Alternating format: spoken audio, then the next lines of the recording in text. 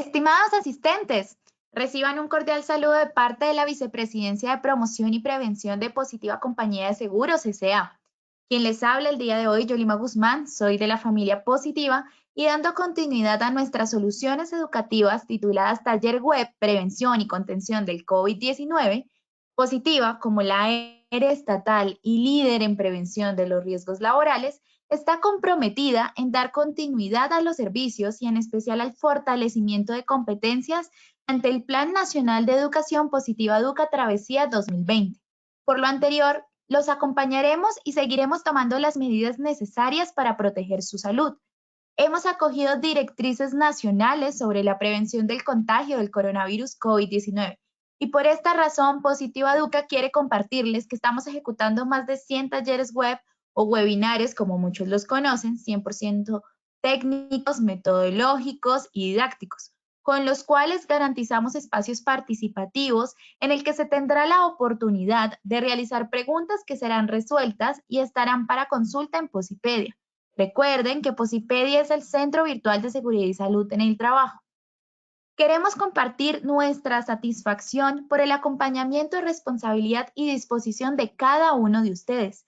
En promedio, hemos contado con más de 1,000 asistentes en cada una de las acciones educativas virtuales que hemos venido desarrollando. Y como ARL nos hace plenamente feliz que en este momento de contingencia para el país y el mundo, contemos con responsables y líderes en seguridad y salud en el trabajo, personas resilientes, persistentes, insistentes, innovadores y recursivos, optimizadores de tiempo y aprovechadores sanos del uso de las tecnologías de la información y la comunicación.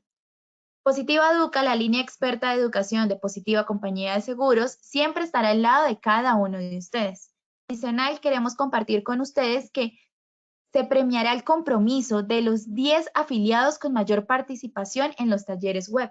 Por eso se les otorgará un reconocimiento por su contribución a la promoción y prevención de la seguridad y salud en el trabajo, brindándoles becas a congresos nacionales y reconocimientos oficiales. El día de hoy iniciamos nuestro taller web con la temática Prevención y Contención del COVID-19. Nos acompañan las expertas Carolina Casas y Carmen Felipa. Demos la bienvenida a nuestros profesionales. Carolina, bienvenida. Gracias, Yoli. Un saludo para todos. Muchas gracias por acompañarnos en estos procesos de formación y capacitación. Hoy, como lo decías tú, vamos a hacer un recorrido por todo lo que nos llevó a este momento de emergencia sanitaria, reconociendo un poco qué es el virus. Vamos a hacer un viaje por ese proceso, qué cosas nos trajo, cómo debemos enfrentarlo, hacer prevención, dónde conseguimos información y finalmente Carmen Felipa nos va a acompañar en el proceso de qué hacer cuando tenemos algún síntoma o alguna molestia.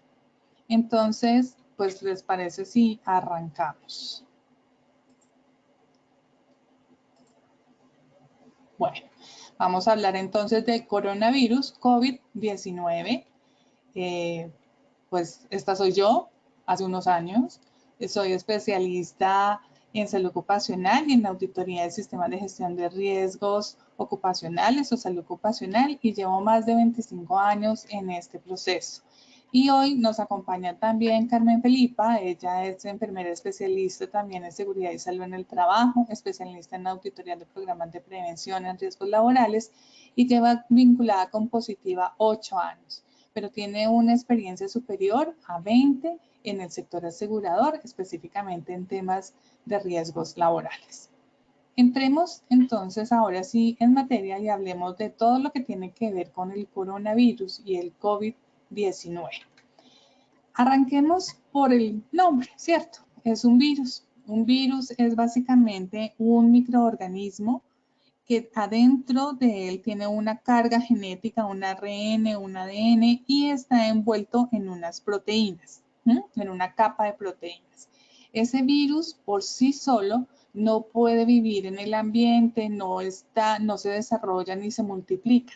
Necesita a un ser vivo para poderse multiplicar y unirse a los procesos que tiene el cuerpo como tal, a las células, a la energía que se genera al interior de cada célula y por eso crece y genera algunas enfermedades. Eso es lo que tenemos un virus.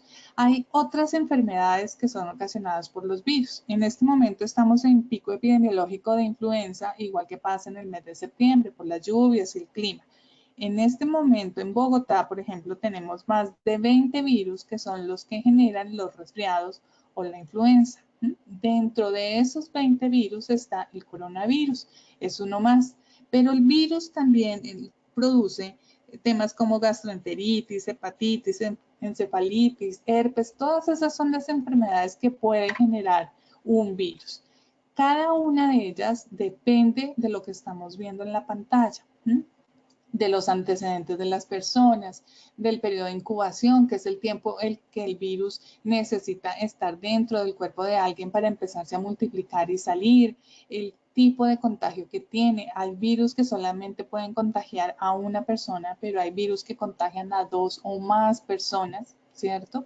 Los cuadros clínicos en todo lo que tiene que ver con los virus, sobre todo en los virus de influenza, tienen signos y síntomas similares, ¿cierto? Estamos hablando de secreción nasal, de malestar general, de tos, algunos dan fiebre. Algunos virus evolucionan desde lo más leve, pasan por lo moderado, llegan a lo severo y algunos causan la muerte dependiendo del tipo de persona que es el huésped o el receptor de ese virus. Por eso son más importantes las medidas de prevención de las cuales hoy vamos a hablar y las medidas para el manejo sintomático, es decir, de los síntomas. Son medidas para bajar la fiebre, para controlar el malestar general, para manejar esas enfermedades que de pronto como ser humano tengo adicionales a la que me está dando por ocasión del virus. Pero entremos en materia y hablemos de qué ha pasado. Todo empezó siendo una epidemia. Una epidemia básicamente es el brote de una enfermedad que se genera en una zona geográfica, pero que aumenta muchísimo en frecuencia. Pasa a ser una pandemia cuando sobrepasa un lugar geográfico y llega a los 5 continentes. En una epidemia o en una pandemia, epidemiológicamente hablando, hablamos de 4 momentos. El momento de prevención, que fue el que nosotros iniciamos desde inicios de marzo, cuando llegó el primer caso y la idea era tratar de que nos preparáramos para evitar que nos hiciera tanto daño o que llegara. Luego pasamos a la contención. La contención es tener encerrado el virus, tenerlo contenido para que el virus no haga más daño y no se propague. Esta semana empezamos la tercera fase, que es de mitigación. Mitigación quiere decir que debemos unir todos los esfuerzos para minimizar los efectos que esta epidemia o esta pandemia, para este caso, nos va a generar. Es cuando se presentan la mayoría de los casos, ahí los observan en la gráfica, es cuando tenemos mayor frecuencia y mayor severidad en los procesos, porque el virus ya no viene de afuera, sino que ya es autóctono para nosotros. Y el cuarto, que es la fase donde esperamos llegar pronto, es el de recuperación, cuando todo debe volver a la normalidad una vez podamos combatir o superar el momento con el virus. Hablemos de qué es el coronavirus. Es el virus que surge en diferentes partes del mundo. Esta cepa que llegó es nueva, no la conocemos, llevamos menos de 100 días conociendo el proceso y cómo está conformado. Sí han existido unos brotes anteriores en China y en otros territorios, pero se comportó de una forma diferente. Este es un poco más contagioso y es un poco más agresivo y pertenece a una misma familia.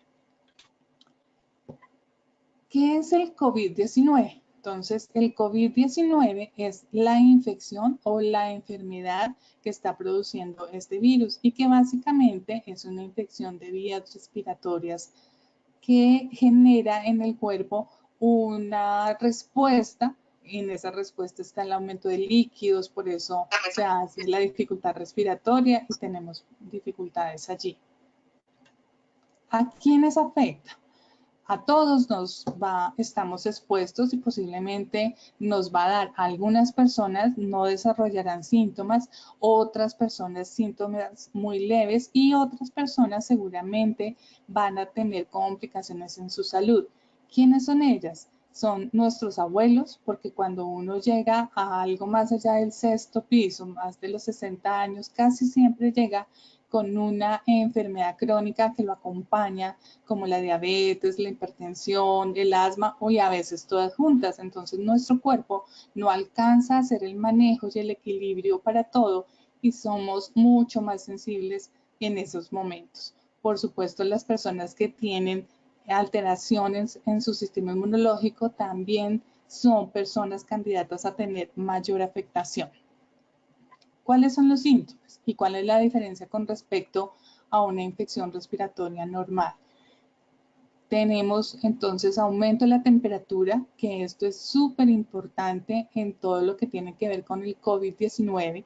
La temperatura, bien sea en picos o constante de 38 grados centígrados, es una alerta para decirnos ponga cuidado a su cuerpo, ponga cuidado a los síntomas que tiene y vigile. La temperatura, vamos a verlo más adelante, debe ser tomada con un termómetro.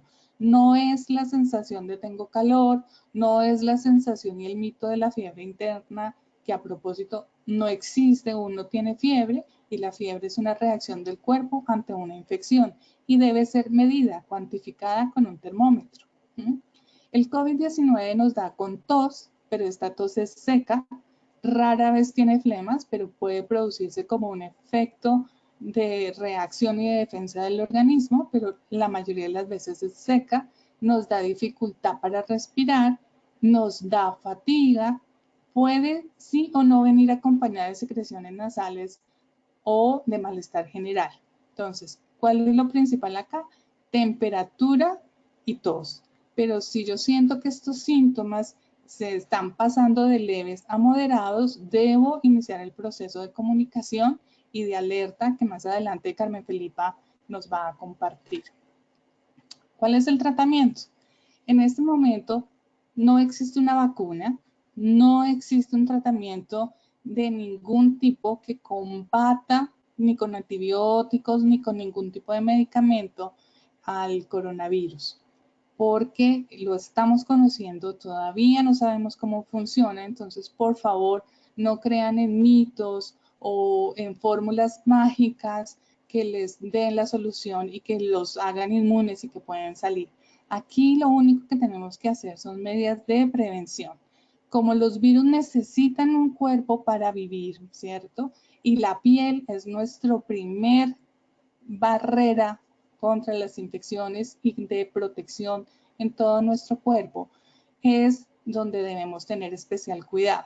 Por eso recalcamos tanto el lavado de manos, lavarse las manos cada rato, pero bien lavadas con agua y con jabón, la parte superior, las palmas, entre los dedos, las uñas, llegar hasta la muñeca, hace que si por casualidad y en algún momento tuvimos contacto con un objeto que tenía el virus, pues efectivamente al lavarlo se desaparece.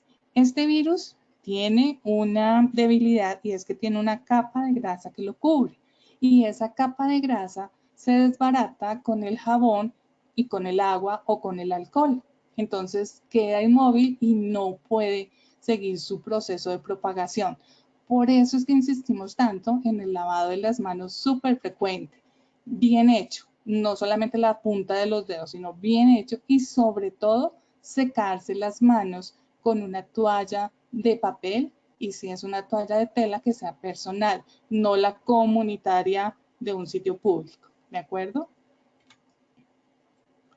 ¿Cómo prevenirlo? Evitar contacto cercano con personas que tengan signos de gripa, evitar estornudar para todo el mundo. Entonces, cuando estornudemos, por favor, hay que protegerse la nariz y la boca, taparlo si no tenemos un pañuelo, entonces con la parte interna del codo, estar pendientes de los síntomas de cualquier resfriado. El tema del orden y el aseo que es súper importante en la oficina, en la casa, en el carro, en todas partes es importante estar limpiando.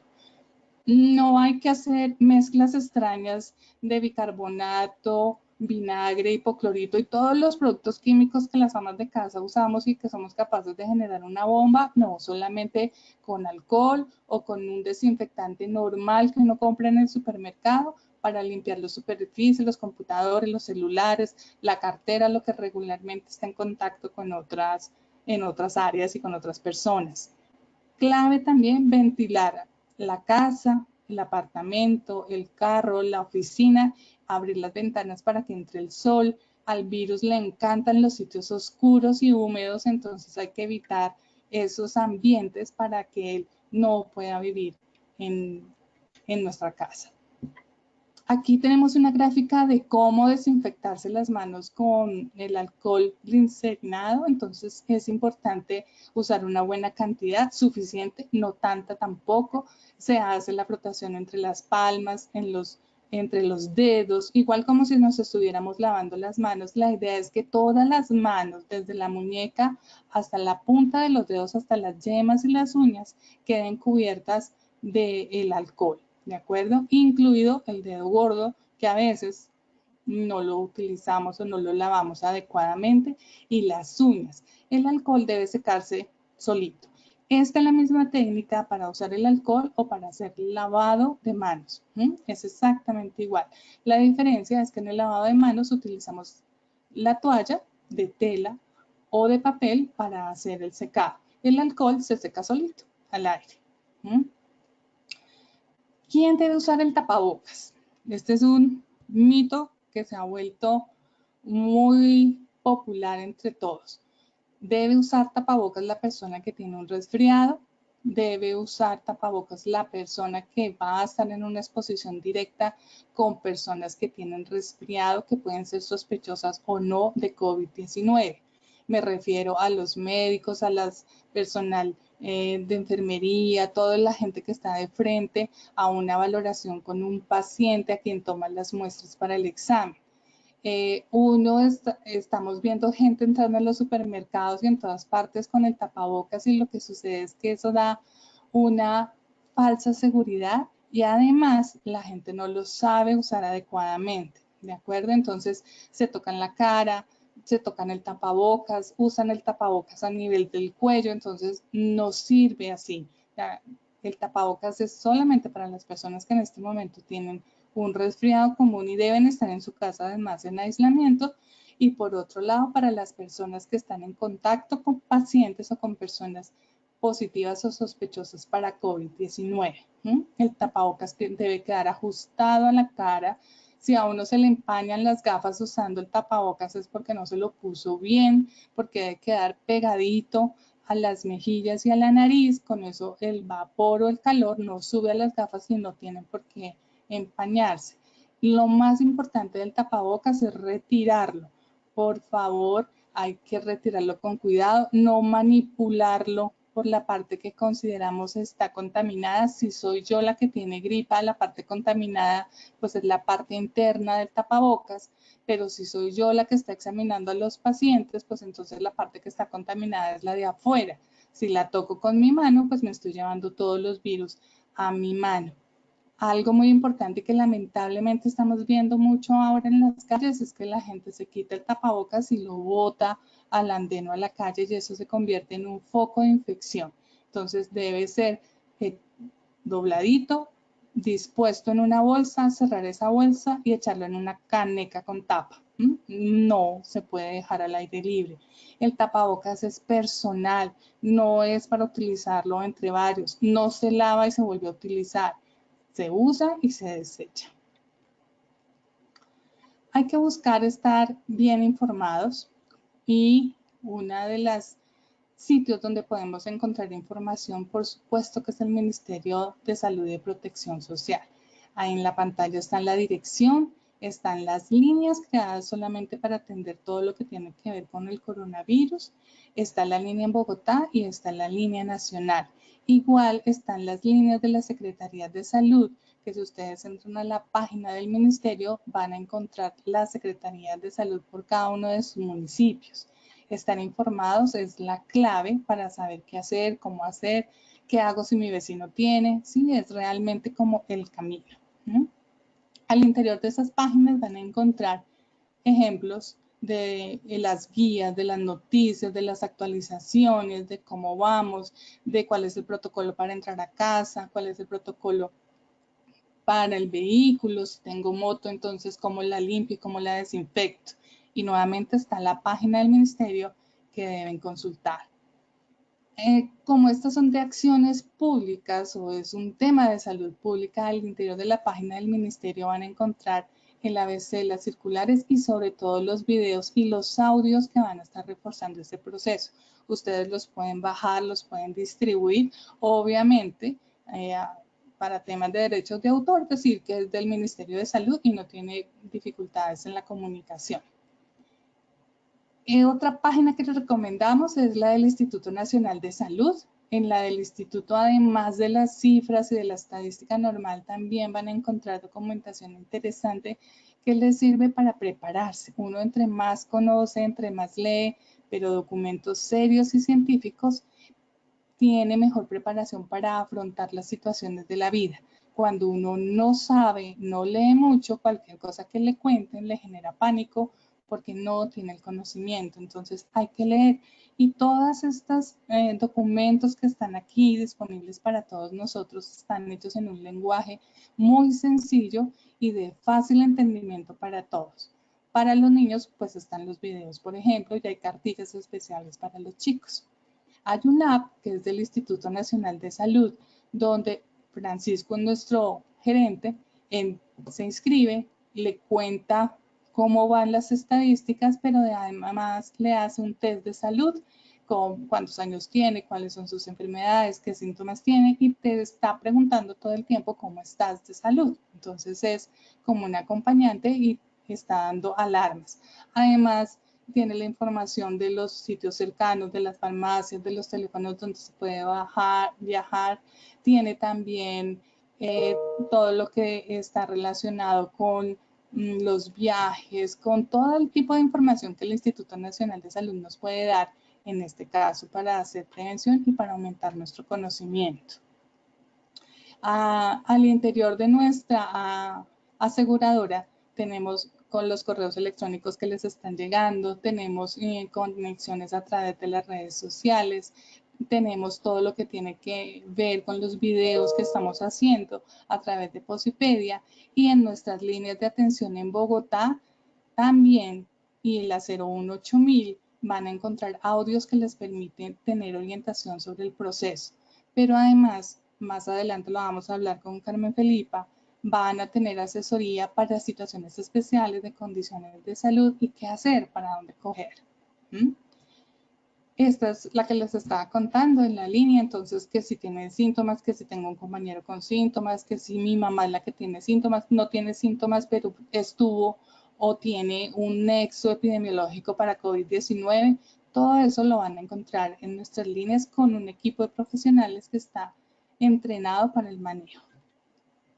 Esto es un tema de salud pública, como les hemos hablado, es responsabilidad de todos, por eso es responsabilidad social, es cumplir con los deberes que tengo como empleador, pero también como trabajador y como ciudadano, es cuidarme es alimentarme bien, dormir bien, lavarme las manos y secarme las manos todo el tiempo, cuidar a la gente que amo, educar al círculo de familia, a los vecinos y a los amigos con fuentes confiables de información, ser solidarios con las personas que necesitan nuestras orientaciones, esa persona que comparte un archivo que no es cierto, pues habrá que llamarlo y decirle, mira, lo que estás compartiendo no es cierto, te invito a que revises estas páginas que te pueden dar información real de lo que está pasando y evitamos el pánico con la gente, obrar de buena fe.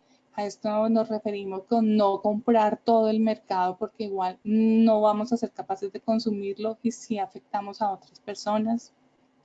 Racionar el uso de los servicios médicos. Los servicios médicos están a nuestra disposición, por supuesto que sí, pero con un uso racional. Si tengo un dolor de cabeza y soy hipertensa, pues por supuesto tengo que ir. Si mi bebé ya van a nacer, pues entonces por supuesto tengo que ir a los controles. Eso es el uso racional de los servicios médicos, pero no ir a urgencias porque me salió una mancha, porque tengo sospechas de algo, no. Es utilizar de verdad los servicios de urgencias como son, porque además de congestionarlos, nos estamos exponiendo a contaminarnos también. Y el uso adecuado de las redes sociales, volvemos a insistir mucho en el tema, somos todos, entonces en la medida que todos compartimos en redes sociales cosas que sí son pensamientos positivos, que vamos a salir adelante, apoyamos las políticas y todo, es mucho más fácil que cuando estamos en contraposición absolutamente a todo. Facilitémonos la vida, es un momento difícil para todos, pero si lo construimos entre todos una red que nos ayude a salir adelante, a ser mejores, a apoyarnos, a hablar lo que es necesario hablar sin exagerar, pues es un tiempo que vamos a superar y con seguridad vamos a ser mejores y después solamente va a ser un recuerdo. Estas son las líneas finalmente de prevención, de atención que tenemos, las del ministerio, las que están en positiva. Nosotros estamos para ustedes, por favor, lo que necesiten, entren a la página de Positiva y de Posipedia, van a encontrar toda la documentación, los videos, todo lo que necesitan. Si quieren algo más especial, usen nuestra línea nacional y de atención al cliente. Por redes sociales también estamos y por supuesto la página del Ministerio y la del Instituto Nacional de Salud. Este es el tema de prevención, cómo evitar, aunque ya estamos en la fase de mitigación y de contención, el tema de prevención sigue estando presente. Entonces ahora invito a Carmen Felipa para que nos acompañe en el proceso de la contención del COVID-19. Carmen, todos tuyos. Gracias, Carolina. Interesante. Todo este recorrido y este viaje, como tú lo dijiste, no para. Y creo que es lo más importante lo que tú acabas de decir antes de cederme la palabra. A pesar de que veamos la curva que nos mostró Carolina de la fase del ciclo de la enfermedad, que muchos han escuchado que nos encontramos en la fase de mitigación, las medidas de prevención no paran. Y esta, como digo yo, es un plan de contención en la fase de mitigación, como tú lo explicaste muy bien, y lo que uno escucha que es aplanar la curva, qué es lo que debemos hacer, es para no tener tantos casos complicados y podamos salir adelante, que es lo que siempre nos han invitado a trabajar desde todos los medios que nos han llegado, el ente gubernamental, los gobernadores, en Bogotá las alcaldesas, en los municipios las alcaldías, y es cumplir el protocolo definido para poder lograr tener una muy buena estrategia de recuperación, que es a donde estamos apuntando en este instante. Entonces, no se diga más, Carolina, pasamos a esto que tenemos nosotros del plan de contención en una fase de mitigación para que cada uno de nosotros tenga un rol muy importante con esta información valiosa que tú nos hiciste de recorrido. En este proceso epidemiológico de la enfermedad, todo el mundo piensa que un estornudo o una tos, ya en el pánico que de pronto hemos tenido, y tú cerraste muy bien, es oxigenémonos con otro tipo de actividades cumpliendo todo el protocolo de prevención, es que tengamos también una responsabilidad con las personas que están a nuestro alrededor. Y es que si yo tengo unos síntomas leves o moderados de una infección respiratoria, tú lo dijiste, estamos en un ciclo también epidemiológico de influenza o de gripa común, pero pues la gente a veces piensa que eso también es COVID-19. Pero más sin embargo, ante las dudas, tenemos que actuar. Entonces, un trabajador con síntomas leves o moderados de infección respiratoria aguda, sin haber tenido contacto con una persona diagnosticada, dice, ¿yo qué hago? ¿Qué es lo que yo debo hacer? Y un actuar responsable es comunicarse con su EPS. Tú dijiste algo valioso, no es salir corriendo a la central de urgencia de un hospital. No se recomienda eso. Se recomienda es contacte a su EPS. Ellos le darán algunas recomendaciones telefónicas tomarán decisiones con base en la información que este usuario le aporte al contacto telefónico que tenga. Y ahí tomarán decisiones si hacen una consulta médica domiciliaria o le hacen una consulta médica prioritaria en una IPS. Esa decisión está fundamentada en lo que yo le reporte a esa EPS en mi condición de salud que estoy expresando. No nos cansamos de decir, y tú lo dijiste hace un instante, Carolina, y qué bien que los hayas navegado por este viaje, y es que las medidas especiales de higiene no paran, se deben mantener. Que es una gripa, pero que yo no he estado en contacto con COVID-19, no importa. Hay que mantener las medidas especiales de higiene. Lavarte frecuentemente las manos, tú lo has dicho muchas veces, pero también hay una recomendación que tú dijiste, y es, no presuma que creo tener fiebre. Aprendámonos a medirnos la temperatura, y en esta condición leve o moderada de una condición respiratoria, pues se recomienda eso, esté haciendo el monitoreo de su temperatura, llévela documentada, para que si ve que su condición de salud se cambia, pues de una vez actúe llamando, por supuesto, a su EPS. No podemos desconocer que tenemos una relación laboral.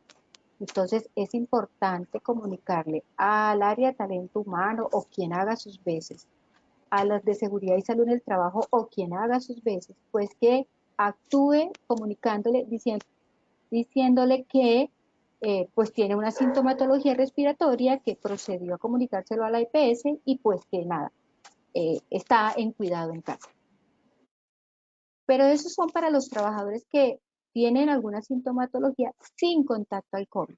Pero ¿qué pasa con los trabajadores que tienen unos síntomas severos, con fiebre documentada, tú lo dijiste al inicio, persistente? Eso ha sido en charlas que hemos estado, Carolina, y tú hemos compartido varias charlas con infectólogos, es persistente la palabra clave aquí, y documentada. Tómese la temperatura, regístrela y diga, no me baja, se ha mantenido. Eso es persistente. Y obviamente asociado a dificultad respiratoria y con un antecedente de un contacto con una persona diagnosticada. Aquí, a diferencia del anterior, se activa un protocolo complementario. Además de que yo llamé a mi EPS, debo notificarle al Ministerio de Salud y Protección Social, tú das los números telefónicos, aquí otra vez los reforzamos, y a la Secretaría de Salud de cada departamento. Es muy importante que las personas tengan ese acceso a la información que tú mostrabas en link de donde lo pueden consultar. Tenerlo a la mano es muy importante. ¿Qué va a pasar? Pues harán las mismas recomendaciones telefónicas con base en lo que le reporte el trabajador y tomarán decisiones. Harán una consulta médica domiciliaria o una consulta médica prioritaria y con esas valoraciones tomarán otra segunda decisión, y es o se queda hospitalizado en una IPS o recibirá tratamiento en casa. Lo que suceda de último, que debe ser el tratamiento en casa, que es lo que están realmente las IPS haciendo, es porque no es importante llegar al hospital. Tú dijiste, en el hospital hay de todo, y si yo me voy para allá me puedo empeorar o contaminar más. Entonces están usando la estrategia casi que de una hospitalización en casa, en el buen sentido de la palabra. ¿Y qué debe hacer? Pues nada, cumplir estrictamente, o sea, al pie de la letra. Soy enfermera, ya lo dijo Carolina. Y cuando uno dice estrictamente es que no se puede omitir ni un punto ni una coma. Es estrictamente las recomendaciones médicas dadas y adoptar todas las medidas especiales en casa. Porque yo convivo con mi hermana, mi hermano, mis hijos, mi esposo, mis papás, el tío, no sé, el núcleo familiar en el cual me encuentro. Entonces yo debo extremar aún más esas medidas que tú muy bien dijiste de tapabocas, lavado de manos, higiene en la casa, ambientes ventilados. Eso hay que mantener. Y a la empresa notificarle de esta condición. Puede suceder que la EPS te genere una incapacidad, puede suceder que no. Igual hay que notificárselo a la empresa como tal. Eso para los que tienen un contacto de personas diagnosticadas. Ahora bien, estos son los más complejos, sin síntomas respiratorios, pero con un contacto de personas diagnosticadas. Y esto a veces genera un poquito de ansiedad. Y nos genera ansiedad porque uno cree que si a esa otra persona le dio, ¿qué me puede pasar a mí? Entonces, igual, la recomendación. Si ustedes miran la traza de las recomendaciones que yo llevo, la primera fue solo la EPS, la segunda se complementa al ministerio, se complementa a la secretaría y se complementa con la EPS. Y nunca se desconoce el empleador, nunca. Siempre debo estar también comunicándole esta situación de salud a mi encargado de SST o al área de talento humano que tenga la entidad o el área competente que tenga ese canal de comunicación definido con los trabajadores. En este tema resalto algo, y es cuando ese trabajador dice, no tengo síntomas, pero estuve en contacto con una persona diagnosticada y le comunica a la empresa, el encargado de seguridad y salud en el trabajo empieza a coordinar qué trabajadores pudieron estar en contacto con esta persona que estuvo con alguien de allá de COVID-19, un conocido, un amigo, un familiar, no lo sé. Y eso lo llamamos nosotros ese cerco epidemiológico. Y este encargado de SST empieza a identificar las personas e informa al ministerio y a la Secretaría de Salud de esos otros posibles contactos, pero eso se hace con un consentimiento informado, es decir, yo soy un trabajador que de pronto tuve contacto con mi compañero de trabajo, que él estuvo de contacto con una persona con COVID. Eso lo llamamos el contacto de los contactos de los contactos. Entonces, ese cerco que yo estoy haciendo como encargado de SST, le pido permiso a este trabajador, se llama por eso consentimiento informado, y le notificó a la Secretaría y al Ministerio de Salud y Protección Social de este otro grupo que estaría presuntamente con algún contacto de COVID-19. Esta es la palabra clave aquí, este cerco epidemiológico que tanto nos han insistido por los entes científicos y las páginas oficiales de poder cerrar ese cerco para que no se propague mucho más la enfermedad. Nunca pierdan de foco ni de olvido el cumplir todas las normas de prevención, así no tenga síntomas. En este instante solamente es que tuve un contacto con COVID-19 y ahí igual debo cumplir todo esto que nos decía Carolina de las normas. No nos debemos relajar porque no tenga sintomatología. Se ha evidenciado, y Carolina lo dijo hace un instante, que hay personas con el virus sin síntomas. Esos son los más difíciles de encontrar. Ahora pasamos a la segunda parte, que son los trabajadores diagnosticados con COVID. Allá era que tengo una sintomatología y de alguna manera tuve contacto con COVID. Aquí no tengo síntomas, pero tuve contacto con alguien que tenía COVID que fue diagnosticado. Aquí ya sale el diagnóstico y es el trabajador diagnosticado con COVID. En este momento de la fase de contención, Carolina, te cuento, es muy importante extremar más las medidas. Y este trabajador debe notificárselo a su empresa y enviar la incapacidad médica que haya lugar, para que vuelva y se dispare un proceso que nosotros llamamos de este cerco epidemiológico, esta triangulación entre empresa, ARL y Secretarías de Salud, para poder identificar los contactos que este trabajador ya diagnosticado con COVID-19 deba hacer. Entonces, se cierra más el cerco, se activa un poco más, sin decir que hemos abandonado todas las recomendaciones, aquí se refuerza mucho más, y la EPS toma decisiones con la Secretaría de Salud, como lo dije hace un instante, de acuerdo al cuadro clínico que tenga este trabajador, con síntomas leves o asintomático o grave, pues puede ser hospitalizado o recibir tratamiento en casa. Hoy en día lo que se está buscando es que la gente que llega a las IPS, a hospitalización, es porque ya llevan una sintomatología pues mucho más desarrollada, de compromiso de dificultad respiratoria mucho más severa, y pues es cuando requiere un soporte hospitalario importante a nivel de la atención de esta condición de salud. Siempre se ha recomendado en cualquiera de estas fases de la contención estar muy atento a los cambios. estar muy pendiente, la temperatura, la dificultad respiratoria, me está aumentando más la tos, tengo como un poquito de ahogo, estar pendiente en su condición de salud para que una vez vea una diferencia entre el día de ayer y el día de hoy, esté notificándole a la Secretaría. A veces nos desesperamos un poquito porque notificamos a la Secretaría de Salud y creemos que al minuto ya está la Secretaría pues o valorándonos o tomándonos el examen. Hay que tener un poco de paciencia. Ellos tienen un manejo de trías interesante de qué es la clasificación del riesgo y con eso en su condición de salud pues activan todos los protocolos de atención para llegar allá.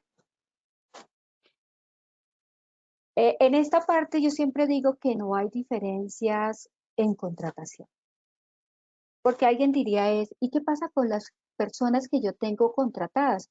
Y claro, tú sabes que nos han hecho esas preguntas muchas veces y es que los trabajadores temporales también me deben notificar, los trabajadores temporales deben informar. Claro, claro que sí. Las mismas medidas de cualquier persona que haya tenido un contacto o tiene una sintomatología o sale positivo con COVID, independiente del tipo de contratación, debe hacer la notificación a la Secretaría de Salud, al Ministerio, a su EPS y a la empresa con la que labora, siendo contratista y contratante para tener ese proceso igual de identificar trabajadores de contactos con la cual ese contratista o ese temporal o ese trabajador en misión estuvo en el ámbito laboral en contacto con otros trabajadores en ese relacionamiento.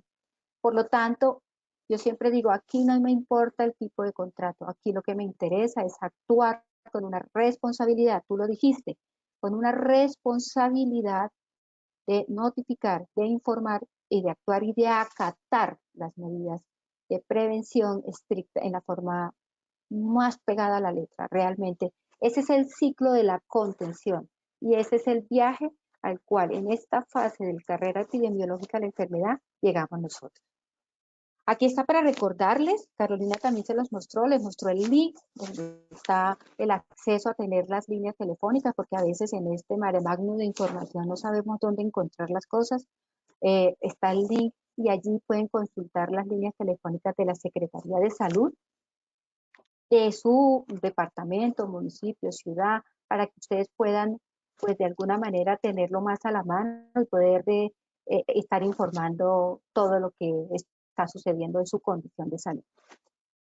Tengo una conclusión grande y importante antes de pasar a las preguntas que sé que ya nos están haciendo, Carolina, y es un viaje por la característica de la enfermedad, un viaje por las condiciones que yo debo adoptar para protegerme yo y proteger a los terceros o a los que están a mi alrededor, un viaje por ya tengo una condición de salud, me he afectado y cuál es mi responsabilidad en poder informar como tal esta condición de salud y a quién y cómo, para que no nos angustiemos. Tú hablaste de que Positiva ha hecho una estrategia, sí, las tenemos todas y estamos cada día evolucionando mucho más porque esta enfermedad cambia todos los días.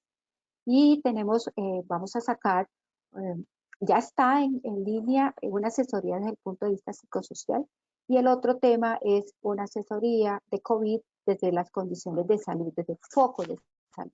Pronto les estaremos comunicando este lanzamiento de salud. Ya hicimos el de psicosocial y la segunda fase es el tema de salud para seguirlos acompañando a través de un video chat que creamos para que las empresas o los trabajadores nos consulten y podamos aclarar inquietudes que puedan tener sobre esta enfermedad. Eso era lo que quería decirles antes de pasar a las preguntas. No sé, Carolina, ¿tú qué opinas?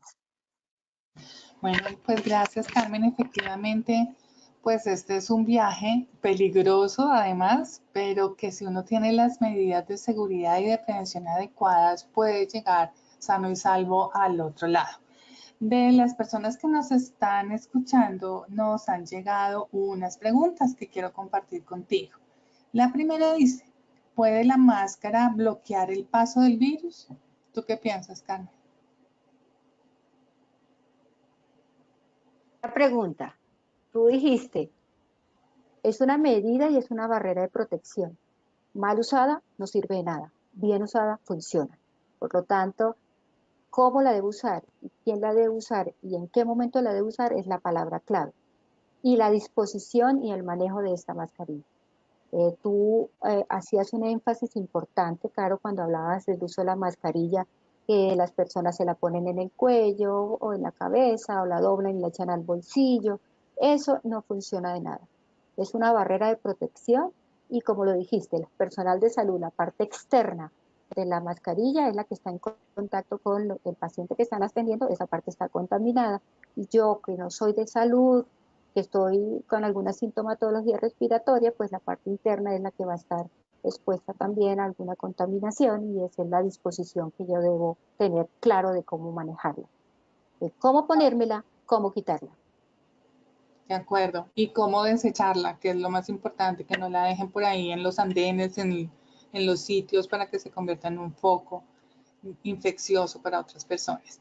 Bueno, hablando de eso, nos están preguntando cuánto tiempo sobrevive el virus en las superficies. Alguna literatura que hemos revisado, pues efectivamente el virus, dependiendo del tipo de superficie de la condición, si está húmedo, si está oscuro, pues va a vivir más tiempo. Hay literatura que habla más de horas, casi de días, donde el virus puede sobrevivir en condiciones donde él le favorezca. Vuelvo y repito, que sea húmedo, que esté oscuro.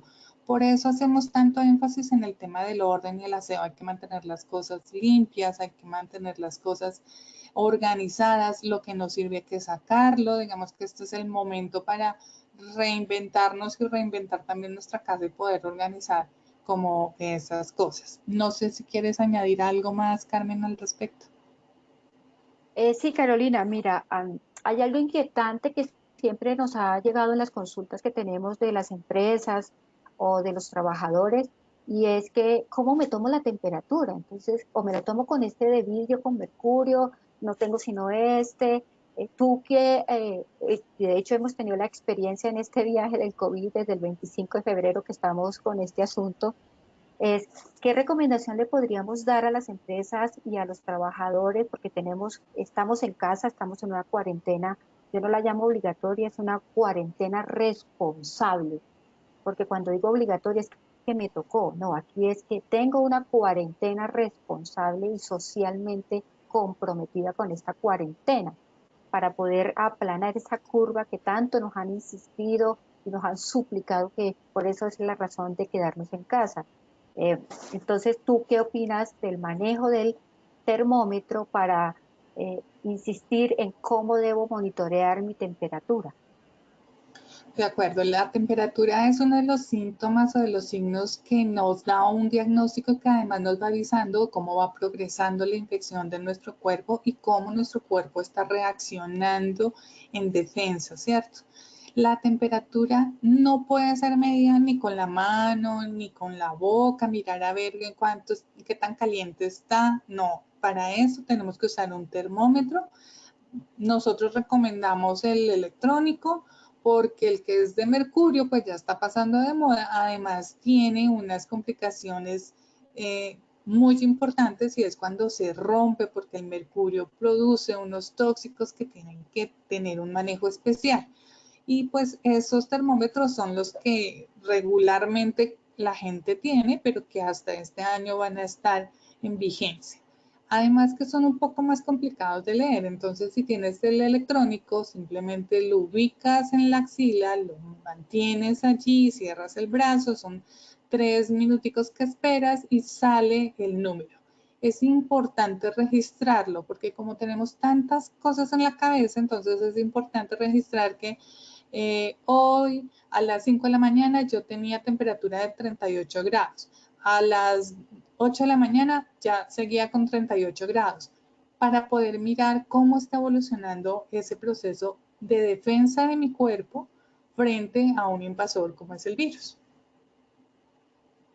Claro, mira que tú lo dijiste y pues yo te lo complemento en este instante y es en las medidas de contención y una charla que tú y yo estuvimos de un infectólogo era documéntelo y verifique si es persistente. Y tú pusiste el ejemplo muy clave ahí de, mira, mantengo el 38 y no que tuve un pico de 38 y luego bajó a 35.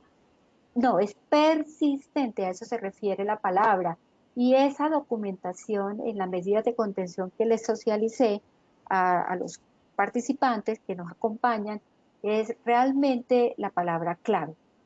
Y estar documentado. Mira que tú decías, miremos documentos científicos que son en un lenguaje sencillo, en páginas oficiales, no nos llenemos de tantos mitos, porque eso de alguna manera, y yo lo entiendo, genera un poquito de ansiedad, de angustia, de saber si lo tengo o no lo tengo, pero también hay otros muy relajados, y tú y yo lo sabemos, que hemos visto gente que no está acatando estas normas y que ha atacado a llegar a medidas coercitivas de multas y cosas como esas. Pero mira que hay una pregunta interesante que encuentro aquí entre los participantes, Carolina, y es que sé que tú participaste en ese webinar y es una medida de primeros auxilios. Nos está preguntando una de las personas, es, ¿qué pasa si en algún momento que yo salí al supermercado, yo soy una persona seria y responsable, me lavo mis manos, todo, pero alguien no se protegió y estornudó muy cerca de mí y me alcanzó de alguna manera a caer, lo que él expulsó? ¿Qué debería hacer? Me preguntan como si fueran, abro y cierro comillas, primeros auxilios de exposición. Sé que tú estuviste en un webinar de eso, me gustaría que le recordaras, seguramente esta persona no participó en esa, de este actuar de primeros auxilios si me expongo a. Ok, hay que recordar primero que nuestra piel es la primera barrera de protección contra absolutamente todo.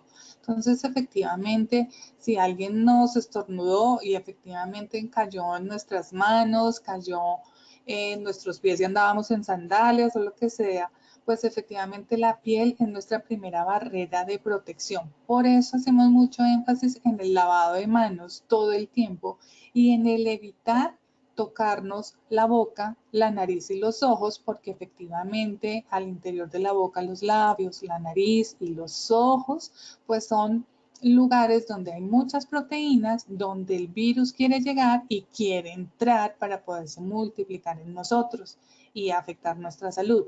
Entonces, digamos que el primer auxilio, entre comillas, que se podría hacer es rápidamente el lavado de las manos con agua y jabón. Pero ¿qué pasa si la gota de lo que estornudó o tosió la persona que estaba a mi lado cayó en mi ojo o en mi boca o en la nariz? Pues entonces hay que hacer un lavado con abundante agua en los ojos, en la nariz sin ahogarnos, por supuesto, y en la boca, hacer unos buchecitos y si en la boca podemos tener una solución de estos enjuagues bucales, para no mencionar ninguna marca, pues nos ayude.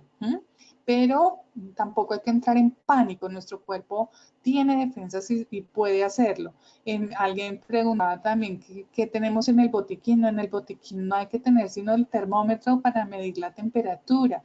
No hay que automedicarnos, por favor. Si ustedes sienten alguna molestia o algo y tienen fiebre, pues por favor no se automediquen, no vayan a la droguería para que les pongan las inyecciones que suelen poner cuando estamos cursando con una gripa, porque entonces los síntomas no los vamos a ver y el virus seguramente ya está dentro haciendo de las suyas y nosotros no estamos sintiendo nada. Bueno, entonces lavado con agua y jabón las manos, lavado con abundante agua los ojos y si es posible hacer unos buchecitos con alguna solución o un líquido, enjuague bucal si cayó en la boca. Por eso también es que la distancia social es importante, porque entre más espacio tengamos entre las personas, hay menos posibilidad de que el estornudo de alguien me llegue, ¿cierto? Entonces por eso hay que mantenernos distantes, saludarnos de lejos, encontrar otra forma de mostrar afecto que no sea tocarnos. Hey, muchas gracias, Carolina. Tenemos unas participaciones muy activas de las personas que están conectadas con nosotros. Y mira que hay otra que me parece interesante que revisemos y no sé si nos podemos alargar un ratico más en este webinar. Y resulta y pasa que me dice cuáles son de verdad que yo diga, con estas medidas seguro, seguro que a mí no me va a dar COVID, que yo no lo voy a adquirir. Esto hay que reforzarlo porque me parece interesante esta pregunta que nos acaban de decir. Y es, yo quiero decir soy responsable y de verdad con esto que voy a hacer yo no voy a adquirir el COVID-19. Tú dijiste algo claro. Evite el contacto cercano y manténgase en esta distancia social. El estornudar y cubrirse la parte interna del codo, eso yo digo, no, yo nunca lo hago porque sea por COVID, debería hacerlo siempre, independiente que sea COVID o no. Esa es una norma de urbanidad que yo me debo al estornudar cubrirme, pues la nariz con la parte interna del codo, porque pues, puede ser un virus de influenza normal y le pego la gripa a otro, que eso a veces pasa también, ¿sí o no, Carolina? ¿Tú qué opinas? Correcto. Como tú dices, son normas de comportamiento que el virus vino a recordarnos cómo deberíamos actuar en sociedad y uno no debería ni estornudar ni toser para todos. Yo sé que a mucha gente le parece muy gracioso y que es objeto de burla y que no sé qué, pero no, esos son virus que están saliendo para todos y por respeto a los demás, a mí misma, pues debo contener y si definitivamente no puedo hacer más contención, como dices tú, contra un pañuelo que tengo que ya no se usan o contra el ángulo interno de mi hombro, de mi codo, perdón, taparme la boca y la nariz, ¿sí? Y contener todo lo que está saliendo de mi cuerpo en forma de fluidos, ¿cierto? En esa parte para no contaminar a los demás.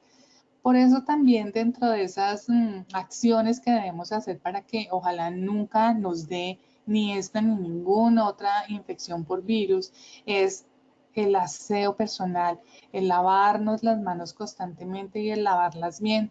Yo quiero contarles que efectivamente experiencias desagradables cuando uno va a un centro comercial y entra al baño se da cuenta que la mayoría de mis congéneres entran al baño, hacen sus cositas, salen del baño y nadie se lava las manos y acarician a su novio y a los bebés y luego se comen la hamburguesa, o sea, están haciendo una contaminación de todo. Hay microorganismos que son normales en algunas partes de nuestro cuerpo, pero cuando se van para otras áreas, para la boca, para la nariz o para los ojos o para otra persona, generan infección. Entonces, este virus vino a recordarnos la importancia de cuidarnos, de ser responsables con nosotros y de cuidar a los demás. Lavado de manos, el protocolo para toser, el protocolo de la distancia. Yo sé que nos encanta dar abrazos y yo soy una de las que soy feliz dando abrazos, pero en este momento no.